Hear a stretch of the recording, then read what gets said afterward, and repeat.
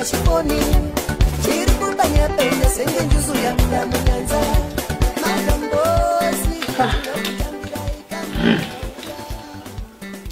Koinda Umbobuda. Unobuda wendo. Zvada unotenga mashops ngasa mota. Zvada unotenga zviko zvada unotenga mashops lockdown iri kwa. Ndona mapipe yekurasa mvura pana. Pipe ipi naipa kinoda kusvika unyari unyepa zvakapusa daro unoona mapipe ipi wadaona mai. Ndinotenga chokunamisa ntango. Chiko chaunogona kugadzira mota iwe chichaunogadzira kugadzira unoda unyepa maniwa.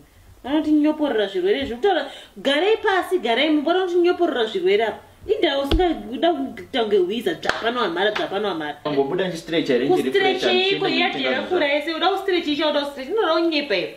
Udaenda kufunoite iko udaenda ku. Ipo urungobaya phone uwo meno baya phone zvinene umwe nomwe phone yake wanetaka nokubaya yako. Gara uchingobaya phone yako ibaba. Iwe ngosingabaya phone yako nizuro ndonoda nezve phone yangu iyo taura nyaya yako iyo.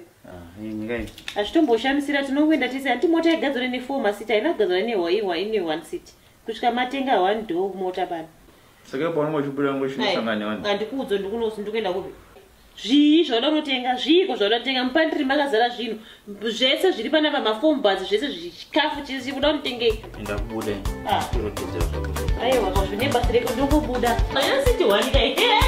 Ati enda kubuda.